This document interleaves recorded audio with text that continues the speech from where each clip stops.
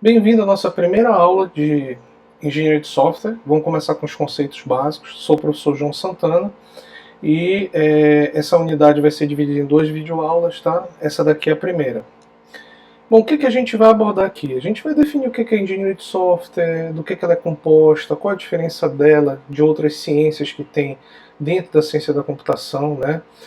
O que é um processo de software, quais são os custos e benefícios da engenharia de software, ou seja, por que ela foi criada, o que ela traz de ganho, né?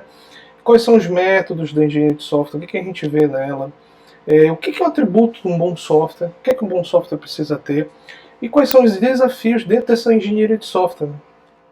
Bom, então, para conceitualizar, o que é engenharia de software? O Fritz Bauer, né, que foi um dos caras que primeiro, junto com outros acadêmicos, se reuniu para resolver um problema, que era o seguinte: lá no começo da computação, cada um programava de um jeito, né? O código estava todo na cabeça do programador, então se o programador adoecia ou era demitido, a pessoa que entrava tinha maior dificuldade, era o que a gente chamava de código macarrônico, né? Ele era um código que tinha muito acoplamento entre ele, a gente tem que trabalhar com baixo acoplamento, ou seja, um código dependia do outro, é uma confusão. Então, para fazer manutenção disso, o código sai extremamente caro, né?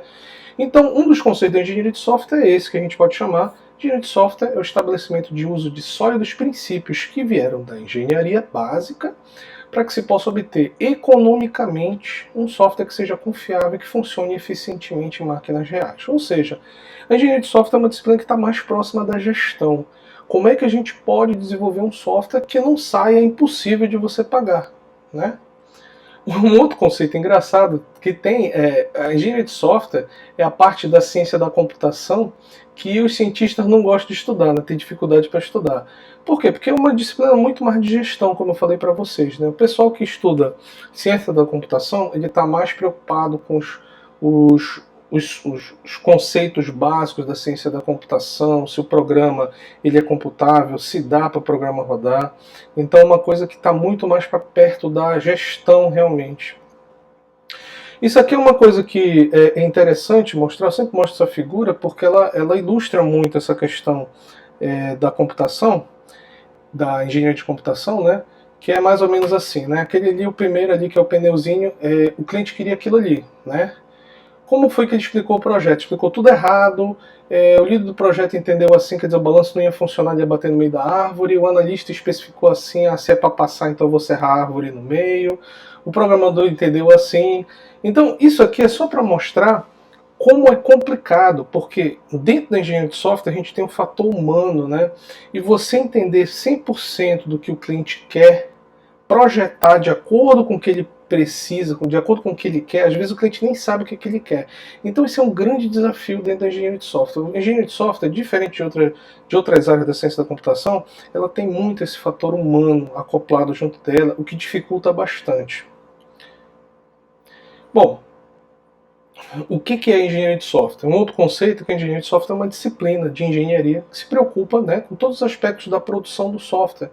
Desde o início da especificação, ou seja, o que ele precisa fazer desde o começo para ir lá com o cliente saber o que ele quer, né, até a manutenção do sistema, já no final. Né. Ela é realmente uma disciplina de engenharia.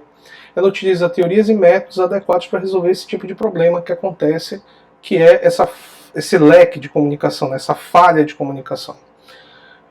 Ela abarca todos os aspectos de produção de software, né? Não se preocupa apenas com o processo técnico de desenvolvimento, mas também com gerenciamento do projeto, desenvolvimento das ferramentas, métodos, etc.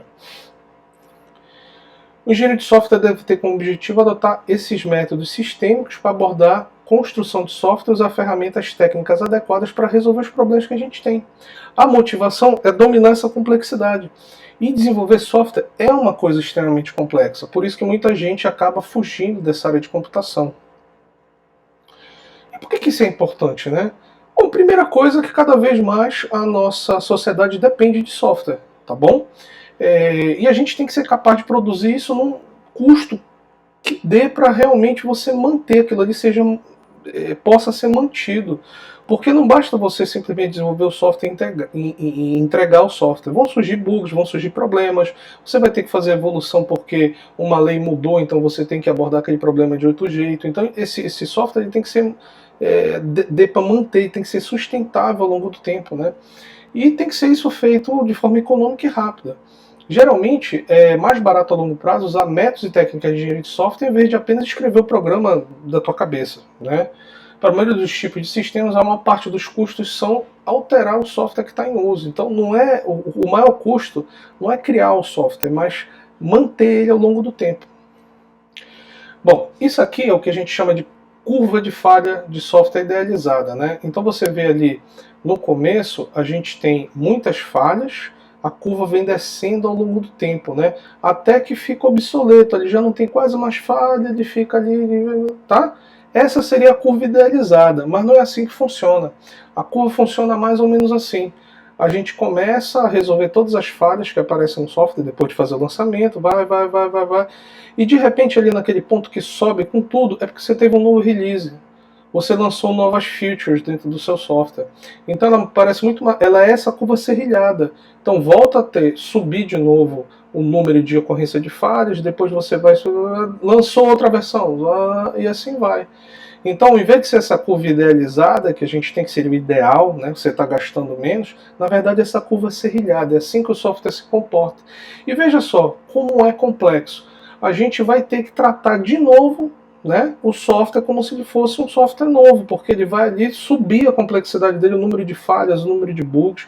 Então você sempre tem que estar trabalhando com isso. Por isso que é importante usar essas técnicas corretamente, para que outras pessoas também possam. Imagina, se você bota uma equipe e de repente 3 pessoas adoecem, tem que entrar gente nova para trabalhar com software, então esse pessoal tem que, se a gente adotar uma mesma metodologia, fica mais fácil integrar eles também. Mas esse é o custo, esse é o problema do software.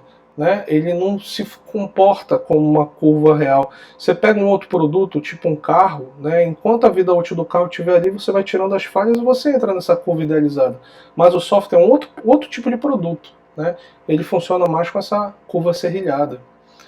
Qual a diferença entre engenharia de software e ciência da computação? Bom, a ciência da computação se preocupa, né, com teorias e fundamentos da computação, está mais ligado à matemática, ligado à questão de estudo de algoritmos, estruturas de dados, como é que isso aquilo ali vai ser computado, se aquele problema tem uma solução que possa ser computada, que tem problema que é muito complicado, tá?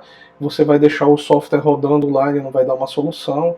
Então, a ciência da computação ela trabalha nesse embasamento, tá? A engenharia de software não, ela se preocupa só com particularidade de desenvolver o software. O foco dela é isso daí, né? As teorias de ciência da computação são altamente, né, atualmente insuficientes para resolver os problemas práticos associados ao desenvolvimento de software de qualidade. Então o que acontece? A ciência da computação estuda um outro tipo de coisa. A engenharia de software está ali dentro, tá, mas ela pega muito mais daqueles assuntos de gestão, né, como é que eu tenho um processo que seja otimizado. Então está muito mais próximo de gestão do que computação em si. Qual a diferença entre engenharia de software e engenharia de sistemas? Bom, engenharia de sistemas preocupa-se com todos os aspectos do desenvolvimento de sistemas, baseado em computadores, incluindo hardware, software, processos. Já a engenharia de software é parte só, né, desse grande processo. A engenharia de software está ali dentro, o engenharia de sistemas é um pouco maior. O que é um processo de software? Né? O processo de software é um conjunto de atividades que você tem que seguir passo a passo, né? Eles às vezes não são lineares, às vezes eles são lineares, esses processos, ou seja, terminou um, faz o outro, terminou um, faz o outro. Então, é um conjunto de tarefas que você tem que fazer, ele é organizado para isso, para você no final ter o quê? O desenvolvimento do software completo e depois a evolução dele, a manutenção e tudo mais. A gente tem algumas atividades genéricas desse processo. Por exemplo, todo processo de software tem especificação de software, que é o que o software tem que fazer. Onde o cliente, o engenheiro define o que o software vai fazer. Desenvolvimento do software, que é pegar aquela especificação, fazer a modelagem dela para atender o que a especificação está pedindo. E aí você, com isso, começa a desenvolver o software. Depois você tem a validação de software. Todos os processos geralmente têm isso, que é o quê?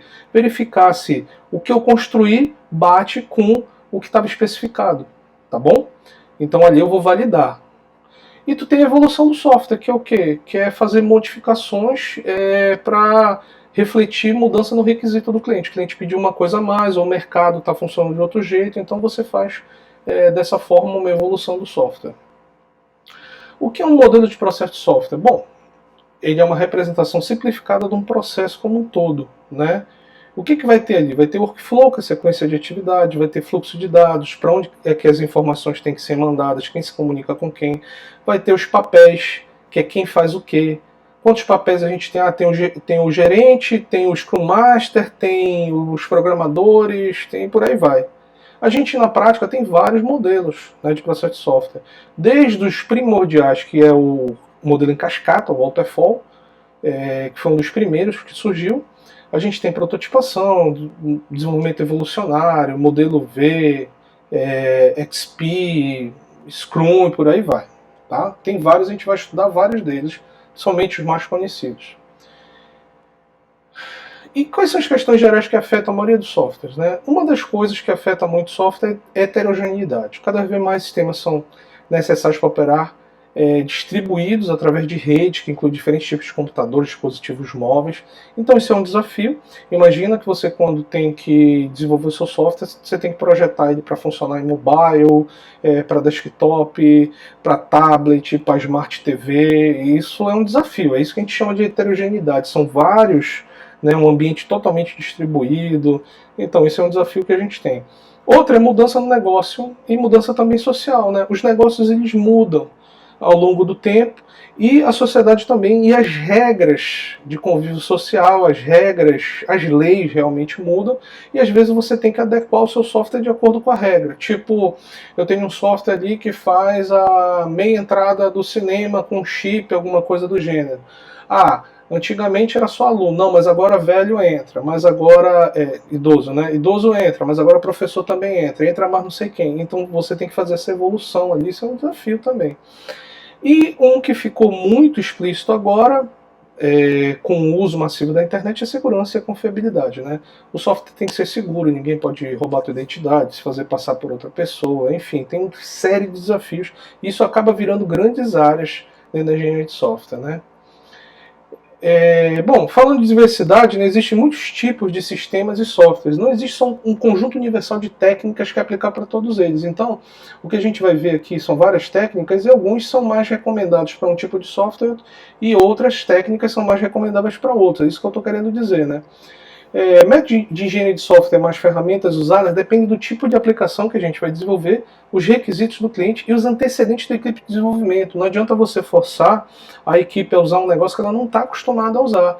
Vai ser devagar. Se você sempre usar o mesmo conjunto de ferramentas, fica mais fácil. A equipe já está acostumada. É isso que a gente está dizendo aqui.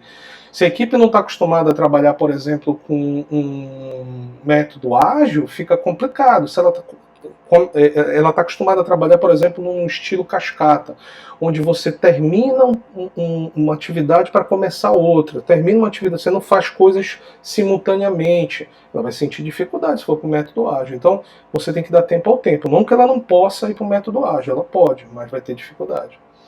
Tipos de aplicações, a gente tem a aplicação standalone, que é aquela que funciona no teu PC, não precisa estar na rede para funcionar, né? Interativa baseada em transação, são aquelas aplicações executadas em computadores remotos e são acessadas pelos usuários a partir dos seus próprios PCs ou terminais. Por exemplo, aplicações web, tais como e-commerce, por exemplo. Né? Sistema de controle embutido, por exemplo, um sistema para controle de uma esteira industrial, sistema para controle de um elevador. Tá? Numericamente, existe muito mais sistema embutido do que qualquer outro tipo de sistema, né? Imagina, só na tua casa o que tu tem de eletrodoméstico. Cada um ali tem um sisteminha rodando. O seu forno micro-ondas, por exemplo, ele tem um sisteminha rodando ali, um sistema embutido, né? Sistema de entretenimento, aí não preciso falar, né?